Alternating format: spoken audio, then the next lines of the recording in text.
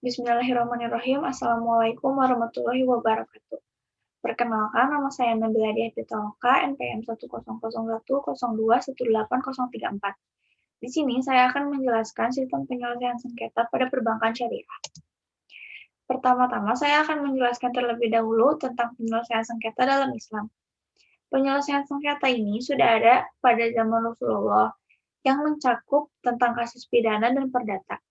Proses beracara penyelesaian sengketa pada zaman Rasulullah, yaitu para pihak akan dihadapkan kepada Rasul untuk didengarkan keterangannya dengan alat-alat bukti meliputi bayyinah, sumpah, saksi, dan bukti tertulis.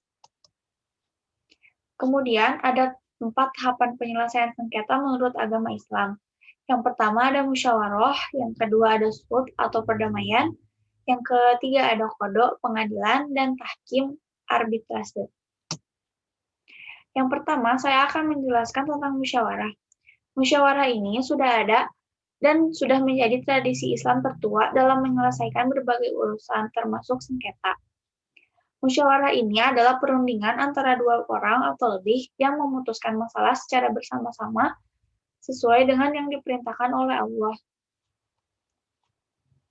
Berikut ini adalah dalil dari musyawarah yang terdapat di Quran Surat Al-Imran ayat 159.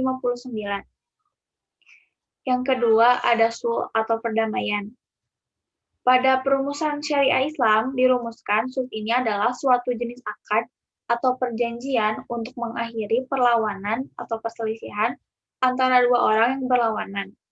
Perdamaian dalam syariah Islam sangat dianjurkan karena dengan adanya perdamaian ini antara dua pihak yang bersengketa, maka akan terhindar dari kehancuran silaturahmi di antara para pihak.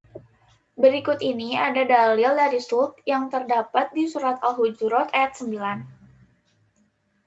Selanjutnya, qad atau pengadilan. Qad ini artinya memutuskan atau menetapkan. Menurut istilah fikih, qad ini adalah menetapkan hukum syara pada suatu peristiwa untuk menyelesaikan secara adil dan mengikat. Berikut ini adalah dalilnya yang terdapat di surat Al-Imran ayat 23. Kemudian ada tahkim atau arbitrase. Tahkim ini dapat diartikan sebagai bersandarnya dua orang yang bertikai kepada seseorang yang mereka ridhoi keputusannya untuk menyelesaikan pertikaian mereka. Ini ada dijelaskan di surat An-Nisa ayat 128. Selanjutnya, saya akan membahas tentang penyelesaian sengketa dalam tata hukum Indonesia. Pada awalnya, penyelesaian sengketa perbankan syariah memiliki kendala hukum karena pengadilan negeri tidak menggunakan syariah sebagai landasan hukum untuk penyelesaian perkaranya. Dan di wewenang pengadilan agama dalam pasal 49 UU nomor 7 tahun 1989, mereka mengadilinya terbatas hanya tentang perkara perkawinan, kewarisan, wasiat, hibah, wakaf, dan sedekah. Sehingga mereka membuat Badan Arbitrase Muamalah Indonesia atau BAMUI yang didirikan secara bersama oleh Kejaksaan Agung RI dan MUI.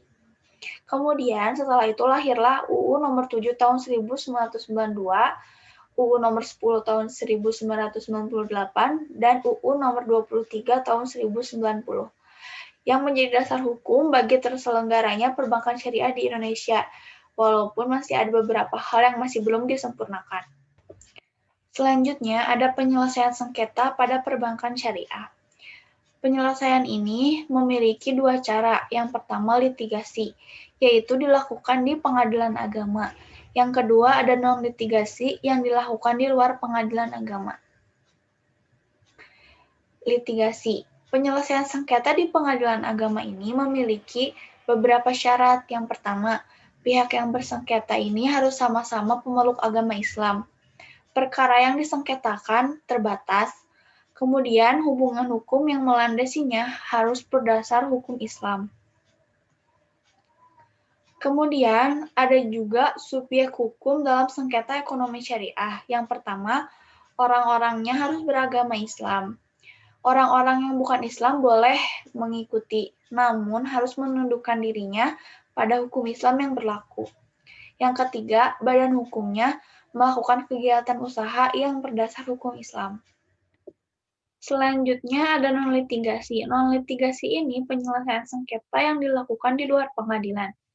Penyelesaian sengketa ini bisa melalui alternatif penyelesaian sengketa, bisa juga di lembaga konsumen atau di lembaga arbitrase yang tersedia. Dalam pasal yang tertulis di sini disebutkan bahwa bank wajib menyelesaikan pengaduan paling lambat 20 hari kerja setelah tanggal penerimaan pengaduan tertulis dari nasabah kepada bank. Kemudian, dalam Undang-Undang Nomor 30 Tahun 1999 tentang arbitrase dan alternatif penyelesaian sengketa, dikemukakan bahwa negara ini memberi kebebasan kepada masyarakatnya untuk menyelesaikan masalah sengketa di luar pengadilan, baik itu melalui konsultasi, mediasi, negosiasi, konsiliasi, atau penilaian para ahli. Selanjutnya ada alternatif penyelesaian sengketa, yaitu ada 4 cara. Yang pertama, negosiasi. Negosiasi ini dilakukan dengan memiliki tujuan untuk mencapai kesepakatan bersama atas dasar kerjasama para pihak yang bersengketa. Kemudian ada konsultasi. Konsultasi ini bersifat personal antara suatu pihak, yaitu klien, dan pihak lainnya yang merupakan konsultan. Selanjutnya ada mediasi. Mediasi ini dilakukan dengan adanya pihak ketiga, dan pihak ketiga tersebut harus bersifat netral dan tidak memihak antara para pihak yang bersengketa. Dan kehadiran pihak ketiga ini harus bisa diterima oleh para pihak-pihak yang bersengketa. Yang selanjutnya ada konsiliasi. Konsiliasi ini melibatkan pihak ketiga yang netral dan bertugas memfasilitasi kedua belah pihak sehingga dapat ditemukan solusi oleh para pihak itu sendiri. Selanjutnya ada mediasi perbankan. Mediasi perbankan ini adalah salah satu alternatif penyelesaian yang diatur dalam Pasal 55 Ayat 2 Undang-Undang Nomor 21 Tahun 2008. Dalam Pasal 1 Ayat 1 Peraturan Mahkamah Agung Nomor 1 Tahun 2008 tentang prosedur mediasi di pengadilan mediasi. Selanjutnya, mediasi perbankan dilakukan oleh lembaga mediasi perbankan independen yang dibentuk oleh asosiasi perbankan. Sebelum terbentuk lembaga tersebut, maka fungsi mediasi perbankan masih dilaksanakan oleh Bank Indonesia. Jadi, jika ada sengketa antara bank dan nasabah, maka Bank Indonesia yang akan menunjuk mediator untuk menyelesaikan sengketa tersebut. Syarat-syarat mediatornya, yang pertama, memiliki pengetahuan di bidang perbankan, keuangan, atau hukum. Yang kedua, tidak mempunyai kepentingan finansial atau kepentingan lain atas penyelesaian sengketa tersebut. Yang ketiga, tidak memiliki hubungan sedarah antara pihak nasabah atau perwakilan nasabah dan bank. Selanjutnya, sengketa yang diajukan tidak boleh lebih dari 500 juta. Pengajuan penyelesaian sengketa wajib memenuhi beberapa syarat. Yang pertama, diajukannya secara tertulis dan disertai dokumen. Yang kedua, pernah diajukan upaya penyelesaian oleh nasabah kepada bank.